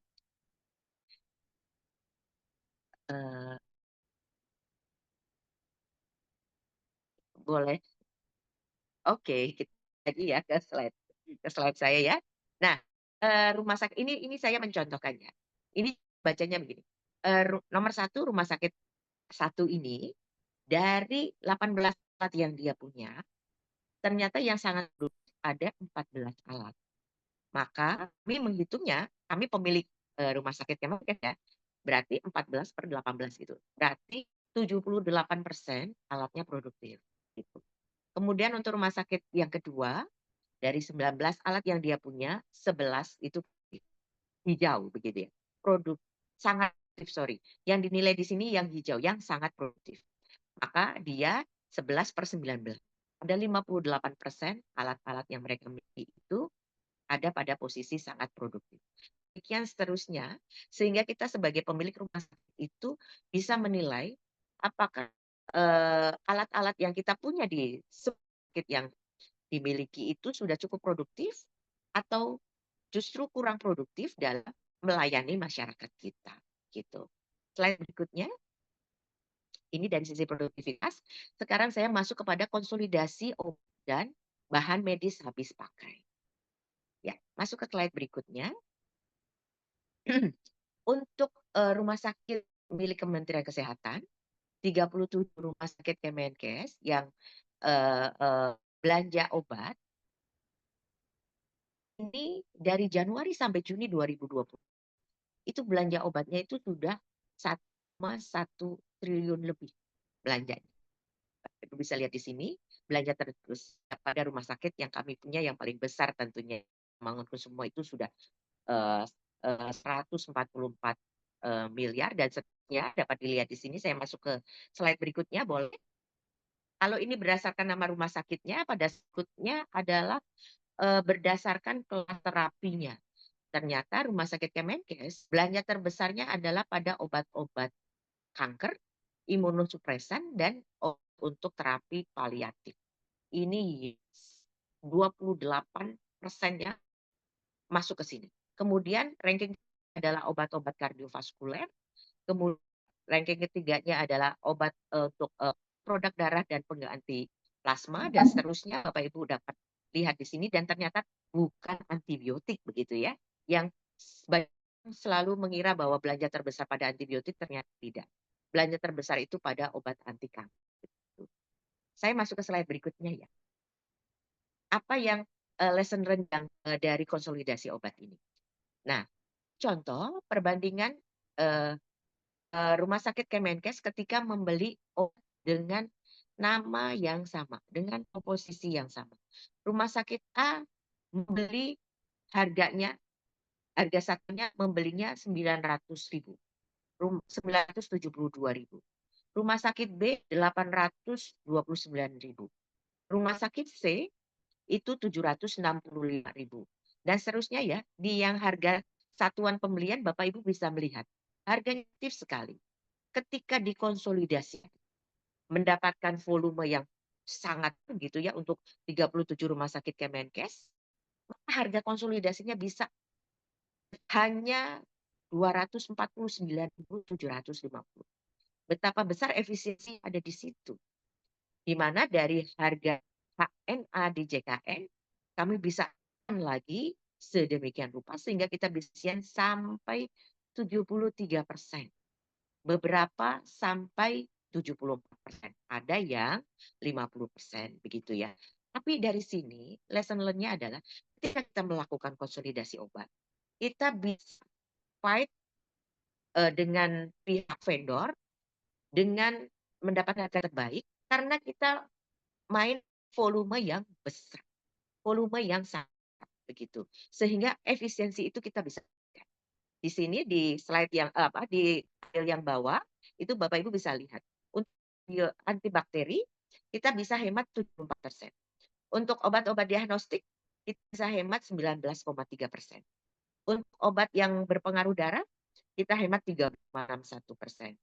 Untuk larutan elektrolit, nutrisi, dan lain-lain kita hemat di 7,8%. Dari sini saja Bapak Ibu, kita bisa melakukan efisiensi seberapa besar begitu. Karena kembali lagi, karena tadi targetnya adalah belanja farmasi harus kurang dari 25%. Kalau kita tidak melakukan konsolidasi, kita bisa menekan belanja farmasi. Maka kemudian konsolidasi itu harus kita dorong pada rumah sakit Kemenkes. Saya lanjut ke slide berikutnya. Kalau ini obat, slide ini berikut ini untuk bahan medis habis pakai. Sama, Bapak Ibu juga bisa lihat di sini seberapa efisiensi yang berhasil dapatkan dari hasil konsolidasi kita bandingkan dengan HNA harga neto apotiknya, begitu ya. BMHP untuk kardiologi kita bisa hemat di 28. Untuk alat umum dan bedah plastik, kita bisa hemat 30%. Dan seterusnya, Bapak Ibu bisa lihat yang paling bawah, alat-alat ortopedi, kita bisa hemat sampai 41,3%. Nah, jadi betapa Ibu kita bisa berhemat ketika bisa melakukan konsultasi. Oke, saya masuk ke berikutnya, adalah terkait dengan roadmap pendampingan dan tim-tim pendamping. Berikutnya, slide berikutnya. Ya, ini adalah target kami. Kami membagi dalam 3 waktu untuk pendampingan ini. Jangka pendek itu adalah target kami jangka pendek 1 sampai 3 bulan. Jangka pendek. Jangka menengah adalah target untuk 3 sampai 6 bulan. Dan dalam jangka panjang itu 6 sampai 24 bulan. Saya masuk ke jangka pendek terlebih dahulu. Jangka 1 sampai 3 bulan ini, direktur-direktur rumah sakit Kemenkes akan mendampingi Ibu untuk di sisi keuangan itu akan menjelaskan apa definisi operasional tadi, tabel MKKO, kinerja keuangan dan operasional. Supaya Bapak Ibu sekalian memahami cara mengisinya, cara menghitung dan cara memaknai pada setiap indikator MKKO. Sehingga pada bulan ketiga, masing-masing rumah sakit daerah ini bisa mengirimkan laporan MKKO sesuai dengan format Excel yang sudah diberi. Tentu sudah dengan pendampingan. Di Pak Dirjen menyampaikan nanti dari tim rumah sakit Kemenkes ada yang akan ke rumah sakit Ibu mendampingi mengisi cara MKKO ini, tabel MKKO ini, bagaimana pos belanjanya ditaruh di mana, belanja pegawai aja sih yang dimaksud, kemudian belanja operasional, belanja farmasi dan seterusnya. Itu dari sisi keuangannya. Kemudian dari sisi SDM-nya targetnya adalah mengidentifikasi pegawai dan cara menghitung beban belanja pegawai existing. Dan jadi ini adalah apa-apa saja sih yang diakui sebagai belanja pegawai, termasuk juga belanja meskipun itu adalah dari Pemdanya begitu ya, tapi itu juga harus dihitung sebagai belanja pegawai untuk rumah sakit. Nah, itu nanti teman-teman dari rumah sakit Kemenkes itu akan mendampingi Bapak Ibu mengidentifikasi sesungguhnya yang masuk di belanja pegawai itu apa saja. Kemudian juga memperkenalkan bagaimana cara menghitung remunerasi di rumah sakit Kemenkes. Karena dari lesson learned dari rumah sakit Kemenkes itu dengan cara remunerasi yang sekarang diterapkan, ternyata dokternya happy sehingga mereka makin bekerja di rumah sakit kita. Nah, di sini inputnya adalah teridentifikasi sebenarnya berapa sih belanja pegawai secara real yang ditanggung oleh rumah sakit Bapak Ibu sekalian. Begitu. Kemudian untuk di sisi pelayanan medis, pelayanan medis ini adalah menghitung waktu tunggu di rawat jalan, kemudian menghitung waktu tunggu di IGD, rawat inap, kemudian masih di kamar operasi, juga memperkenalkan efisiensi belanja farmasi dan bagaimana sih mengutilisasi kamar operasi, menghitung utilisasi alat-alat kesehatan yang mahal seperti yang tadi saya sampaikan. Sehingga outputnya adalah terpetakan waktu tunggu existing ini berapa lama di rumah sakit Bapak Ibu. Kemudian belanja farmasinya berapa besar, utilisasi farmasi dan alat kesehatan berapa banyak. Kemudian untuk layanan operasionalnya adalah fasilitas pendukung, baik itu toilet, parkir, ruang tunggunya, kemudian besar biaya pemeliharaan alat kesehatan, terutama alat-alat kesehatan yang mahal, karena kalau tidak ada maintenance-nya, tentu alat-alat yang mahal ini akan mudah rusak. Kemudian bagaimana sistem IT eksis, sehingga kita mendapatkan potret awal bagaimana kondisi fasilitas dan biaya operasional dan kemampuan yang dimiliki oleh Bapak Ibu sekalian. Nah, bagaimana evaluasinya nanti pada 3 bulan pertama, maka yang akan memaparkan kepada Dirjen Keslan dan Direktorat TKPK adalah rumah sakit pendampingnya. Jadi belum rumah sakit lokus, tapi rumah sakit pendamping yang akan memaparkan kepada Dirjen, Direktur TKPK, dan kalau ini sudah baik begitu, maka kami akan ajukan ke Bapak Menteri Kesehatan. Kemudian masuk ke jangka menengah dengan waktu 3-6 bulan, di sisi keuangan, rumah sakit itu sudah mampu membuat sendiri. Kirimkan data keuangan sesuai dari template dari kami, dari Kementerian Kesehatan, dan rumah sakit pendamping yang ditunjuk oleh Kementerian Kesehatan itu melakukan rilis, mengkoreksi laporan keuangan yang dibuat sendiri oleh RSUD. Sehingga outputnya adalah Direktur Keuangan RSUD didampingi rumah sakit pendamping dapat memaparkan laporan keuangannya sesuai dengan template dari Kementerian Kesehatan.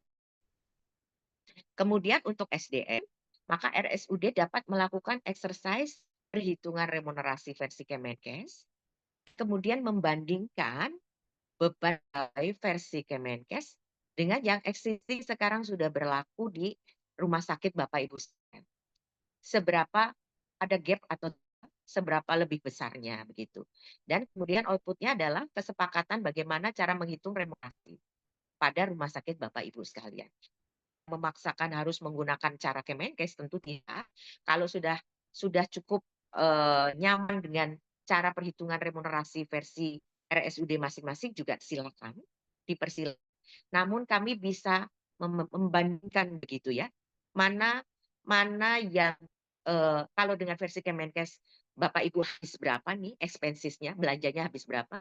Kemudian kalau menggunakan cara existing yang dimiliki Bapak Ibu di RSUD, maka Bapak Ibu menghabiskan biaya begitu. Kemudian di sisi pelapis, maka diharapkan mampu mengisi data perbaikan waktu tunggu, kemudian dapat menghitung juga utilisasi kamar operasinya, termasuk juga alat kesehatannya, juga mampu melakukan analisis dan perbaikannya. Di sini outputnya RSUD dapat mengisi data tunggu dan utilitas pada masing-masing alat. Kemudian rumah sakitnya melakukan analisis dan memberikan saran perbaikan. Kemudian untuk layanan operasional, perbaikan fasilitas dan pemeliharaan RSUD dan perbaikan IT. Evaluasinya RSUD memberikan saran ke Dirjen Keslan. Kalau di 3 bulan pertama itu rumah sakit pendampingnya, 3 bulan berikutnya jangka menengah RSUD yang paparan. Gitu. Kemudian di jangka panjang nanti RSUD-nya yang paparan, namun ini sudah berdiri begitu ya. Dalam waktu 24 bulan ini nanti sudah secara reguler kami menjadwalkan perbaikan-perbaikan evaluasi dan kemudian perbaikan-perbaikan apa yang akan dilakukan. Oke. Itu yang dapat saya sampaikan Bapak dan Ibu sekalian. Mungkin slide berikutnya adalah pendamping. Nah, inilah pendampingnya. Ini sudah ada dari Pak Dirjen, dari Dirjen Kesehatan Lanjut. Di Rumah Sakit Cipto Mangunkusumo mendampingi rumah sakit. Kemudian Rumah Sakit Dr. Karyadi Semarang mendampingi rumah sakit. Kemudian slide berikutnya, Rumah Sakit Sarjito Yogyakarta ini mendampingi 8 rumah sakit. Kemudian Rumah Sakit Jantung Harapan Kita mendampingi 10 rumah sakit. Kemudian Rumah Sakit Kanker Darmais itu mendampingi 9 rumah sakit. Rumah Sakit Fatmawati Jakarta mendampingi 7 rumah sakit. Berikutnya adalah Rumah Sakit Hasan Sadikin Bandung mendampingi 10 rumah sakit. Rumah Sakit Ngurah Denpasar mendampingi 8 rumah sakit. Berikutnya Rumah Sakit Wahidin Sudirohusodo Makassar mendampingi 5 rumah sakit. Rumah Sakit Palembang mendampingi 5 rumah sakit. Rumah Sakit Anak Bunda Harapan Kita mendampingi 8 rumah sakit. Berikutnya adalah Rumah Sakit Otak Nasional, Mar Marjono Jakarta mendampingi 10 rumah sakit. M. Jamil Padang mendampingi 3 rumah sakit. Ada Malik Medan mendampingi 5 rumah sakit. Kemudian selanjutnya Rumah Sakit Ortopedi Surakarta mendampingi 6 rumah sakit. Rumah Sakit Kandau Manado mendampingi 4 rumah sakit dan Mata Citendo mendampingi 3 rumah sakit. Itu yang dapat saya sampaikan Bapak Ibu sekalian. Terima kasih, saya kembalikan kepada pembawa acara. Baik, terima kasih Ibu Direktur yang telah memberikan paparannya. Untuk selanjutnya kita masuk pada sesi tanya jawab. Bapak dan Ibu silakan bertanya dan oh ya, kami izin Ibu Direktur, Bapak Ibu semua, karena waktunya sangat sedikit dan setelah ini ada pertemuan, maka pertanyaan dibatasi untuk 3 orang. Untuk yang lainnya bisa nanti menulis di chat dan akan diberikan jawabannya. Memberitahukan juga Ibu bahwa acara ini disaksikan melalui YouTube streaming yang linknya terdapat di dalam surat undangan. Dan cukup banyak ya Ibu Direktur yang hadir hari ini ada 545 orang. Baik Bapak Ibu, selanjutnya silakan siapa ya Bapak Ibu yang ingin bertanya. Silakan raise hand.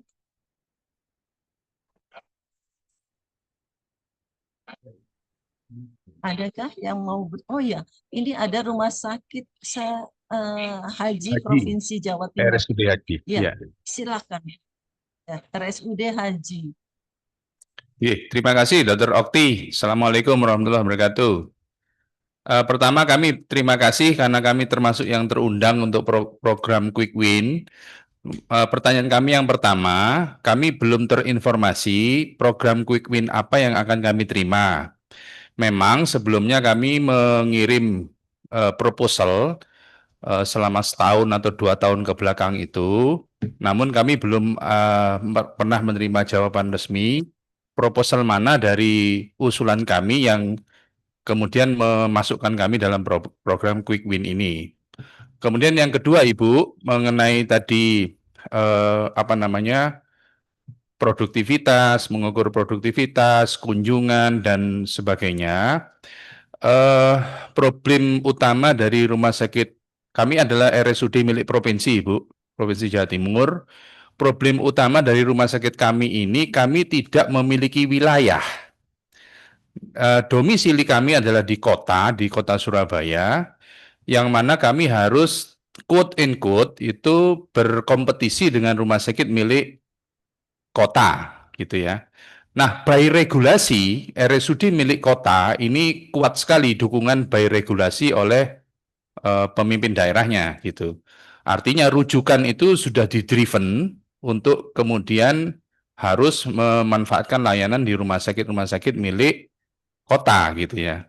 Nah, apakah nanti dalam rangka kami nanti akan dinilai pemanfaatan dari apa nanti program Quick Win yang kami terima, bisakah kami mendapatkan dukungan regulasi gitu untuk mendapat share yang adil, berkeadilan karena berdasarkan kompetensi itu di rumah sakit kami, sehingga pada saat kami dinilai produktivitas itu kunjungannya memang secara rasio masuk akal lah untuk investasi yang ditanam oleh Kemenkes di rumah sakit kami. Terima kasih Ibu, 2 pertanyaan saja. Assalamualaikum warahmatullahi wabarakatuh.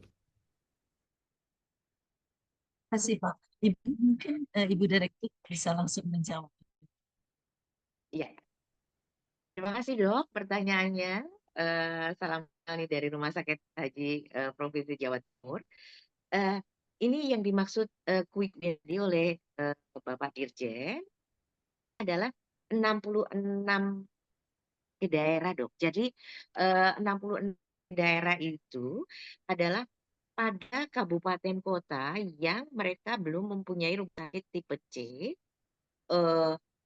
Sakitnya saat ini posisinya tipe D, menjadi rumah sakit tipe C, dibangunkan rumah sakit baru oleh Kementerian Kesehatan. Nah, dalam forum ini memang kami mengundang sekaligus begitu rumah sakit yang Quick Win yang 66 sakit dengan rumah sakit milik provinsi di 38 provinsi yang ada di Indonesia. Karena sesungguhnya sejatinya yang akan kami lakukan kepada rumah sakit milik provinsi dan rumah sakit yang Quick Win PHTC itu sama. Kami akan mendampingi tata kelolanya, baik itu tata kelola keuangan, tata kelola pelayanan, SDM, dan sebagainya. Itu kami dampingi bersama, jadi kami undang dalam satu sesi forum pada siang hari ini. Jadi kalau saya ditanyakan apa Quick Win yang diterima, barangkali kalau untuk Rumah Sakit Haji Provinsi Jawa Timur ini bukan sesuatu yang bersifat pembinaan, tapi yang dimaksud di sini Rumah Sakit Win adalah rumah sakit pada 66 kota yang juga bergabung di sini nih, di daerah-daerah yang belum mempunyai rumah sakit tipe C, yang saat ini sedang dibangunkan rumah sakitnya oleh Kementerian Kesehatan. Gitu.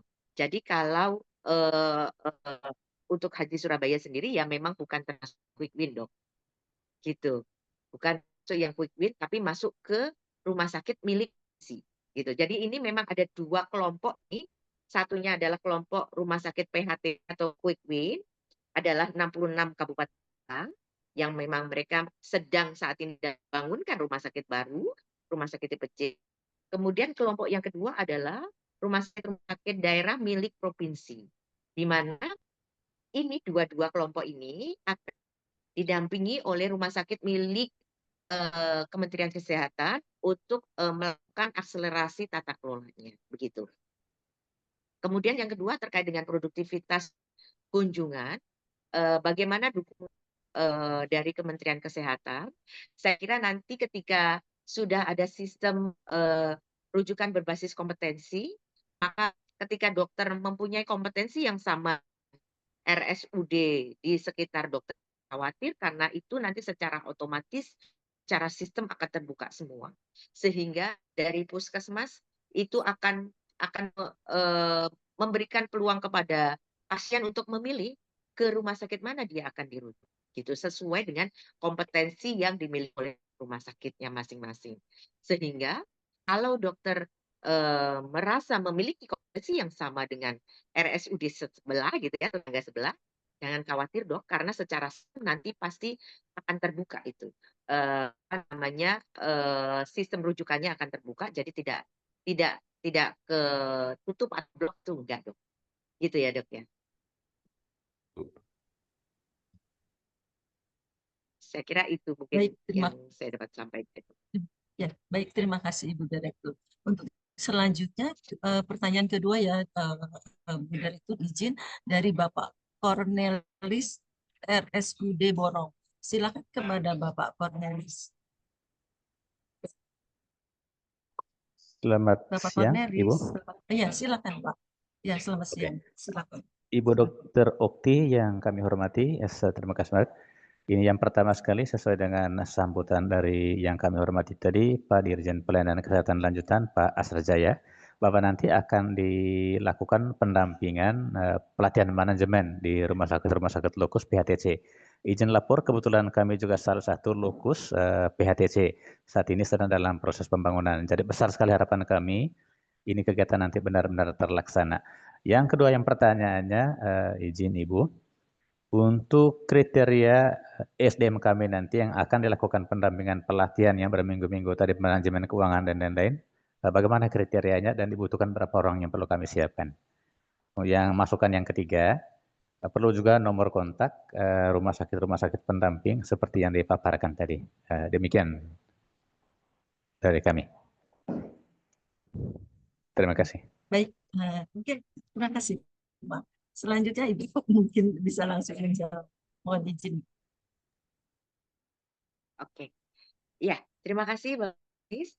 Kalau untuk kriteria SDM, idealnya sih kalau untuk pengelolaan keuangan tentu mereka yang memiliki latar belakang keuangan begitu ya, pendidikan keuangan begitu. Namun apabila tidak ada, nah ini yang PR siapa mungkin gitu ya, ada SDM yang mempunyai latar belakang keuangan sehingga nanti dari rumah sakit Kemenkes yang mendampingi juga akan lebih mudah menyampaikan dengan pendampingannya begitu. Tapi bila tidak ada, apapun yang ada di situlah nanti kami pasti akan mencoba membantu rekan-rekan di RSUD itu untuk bisa memahami matriks Excel yang sudah kami siapkan sedapat mungkin mungkin yang kami siapkan supaya bisa diikuti oleh rekan-rekan di RSUD yang mungkin ada beberapa RSUD belum pernah mengisi gitu ya, terpapar dengan beberapa indikator yang kami sampaikan.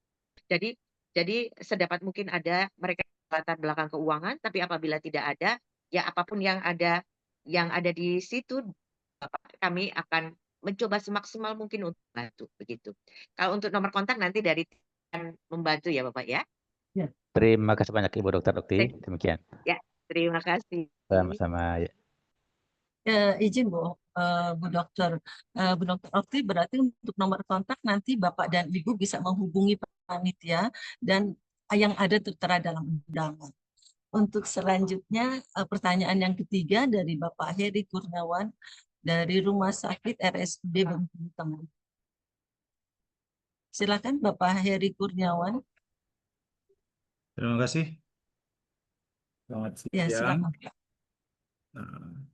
Yang terhormat Bu Direktur, sebelumnya kami sampaikan bahwa Rumah Sakit Bengkulu Tengah insya Allah akan diresmikan Bu lebih kurang 1 minggu lagi oleh Pak Menteri. Kemarin Pak Menteri sudah monitoring akhir ke rumah sakit kita.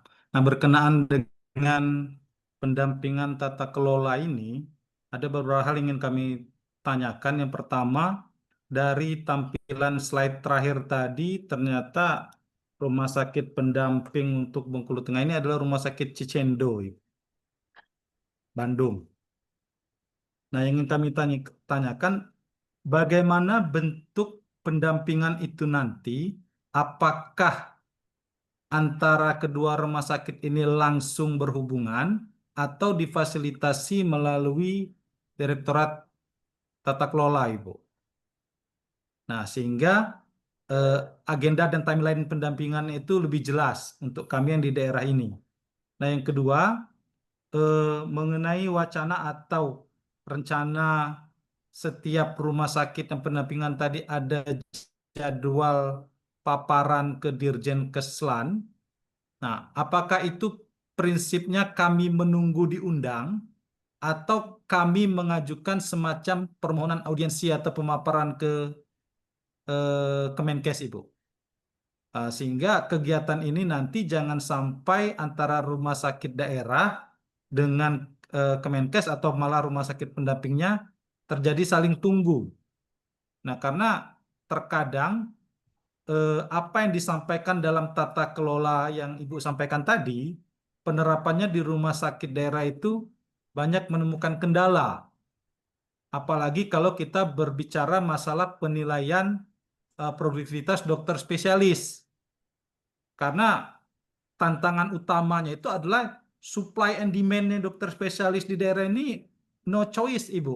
Jadi berbeda dengan di RSUP gitu. Kalau ternyata produktivitas dan utilitasnya menurun, direktur bisa langsung mengambil tindakan. Nah, kalau di rumah sakit daerah, karena supply and demand-nya spesialis ini rendah, nah rasanya itu tidak juga bisa kami terapkan langsung. Nah, mungkin kendala-kendala seperti itu memang sangat membutuhkan pendampingan dari Kemenkes. Jadi mohon dari Ibu Direktur, kalau bisa di tahun 2026 itu sudah muncul jadwal atau timeline-nya bagaimana kegiatan ini bakal kita jalani bersama. Terima kasih. Assalamualaikum warahmatullahi wabarakatuh. Ya, baik, terima kasih Pak Heri atas pertanyaannya. Silakan Ibu Dokter. Terima kasih Pak Lanjut, Heri. Pak. Ya, nanti dari Rumah Sakit Cicendo langsung yang akan mendampingi di Bengkulu Tengah ini.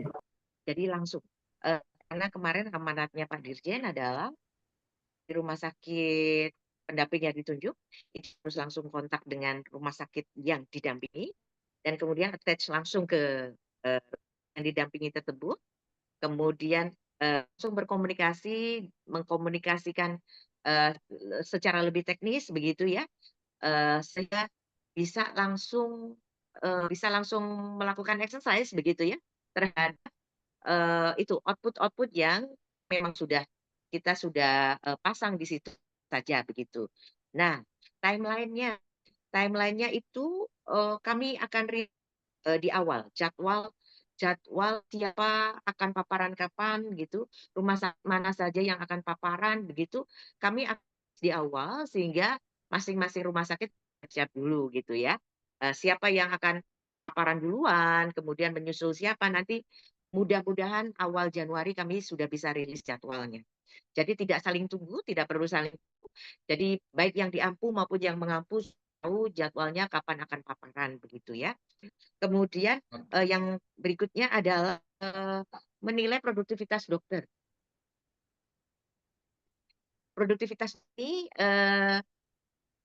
kita dulu ya Pak ya. Ya saya tahu bahwa memang tidak ada pilihan lain untuk di daerah, betul. Kan pun rumah sakit milik Kemenkes juga seringkali tidak ada pilihan begitu ya. Tapi kita coba. Kalau kita nggak coba kita nggak bisa kemudian seperti apa selanjutnya Pak. Jadi kita coba dulu seperti apa. Nanti ketika kita sudah tahu kendalanya, kita coba intervensi. Mudah-mudahan kalau kita konsisten melakukan itu, maka mudah-mudahan akan terjadi perbaikan. Saya ingat sekali waktu awal-awal Kemenkes diterapkan membuat produktivitas dokter, itu reject juga banyak sekali. Reject dari dalam rumah sakit Kemenkes sendiri, para dokter juga besar sekali. Tapi konsisten itu dilakukan terus, maka kemudian akan terjadi perbaikan. Dan saya berharap itu juga terjadi di rumah sakit daerah begitu. Mudah-mudahan, Pak Heri. Terima kasih. Ya, terima kasih, Bu. Mohon maaf ini saya harus pindah pos. Ya, baik. Jadi Terima kasih saya serahkan Bu ke Okti. Dr. Linggo ya. Ya. Oh, ya. Baik Bapak dan Ibu, selanjutnya karena Ibu Direktur sudah ditunggu acara berikutnya, maka Bu Lenggo, apakah ada masukan? Dr. Lenggo, Dr. Lenggo adalah ketua tim. Silakan Bu Lenggo, apakah ada masukan? Nomor 3 ini. Oh iya, baik Bapak dan Ibu, karena Ibu Lenggo, Dr. Lenggo harus mendampingi Ibu Direktur, maka pertanyaan ini hanya dicukupkan untuk 3 orang. Selanjutnya Bapak dan Ibu bisa menulis pertanyaan, nanti akan tim panitia akan membantu menjawab. Baik Bapak dan Ibu, mungkin bisa kami simpulkan bahwa dengan koordinasi pembinaan rumah sakit menjadi penting dalam peningkatan kualitas layanan, sekaligus memperkuat peran rumah sakit sebagai fasilitas pelayanan kesehatan rujukan yang profesional, akuntabel, dan berorientasi pada kebutuhan masyarakat. Dengan demikian, kami mengucapkan terima kasih Bapak dan Ibu.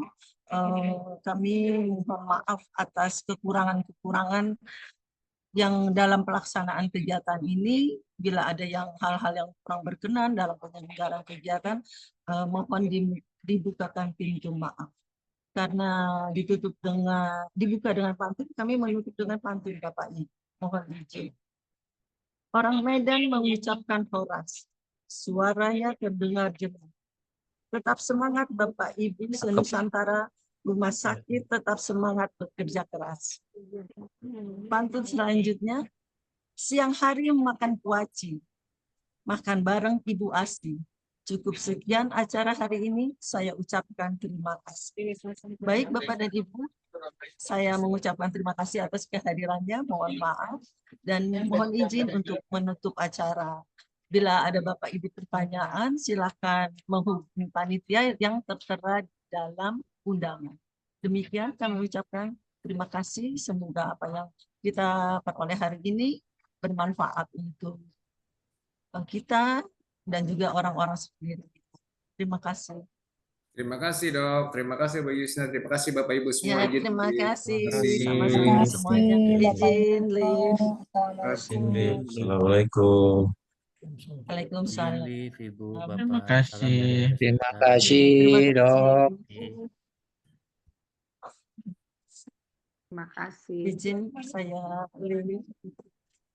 Izin Izin Bapak. keluar, saya lagi Ya, izin keluar. Saya juga live ya. Ini. Ini YouTube.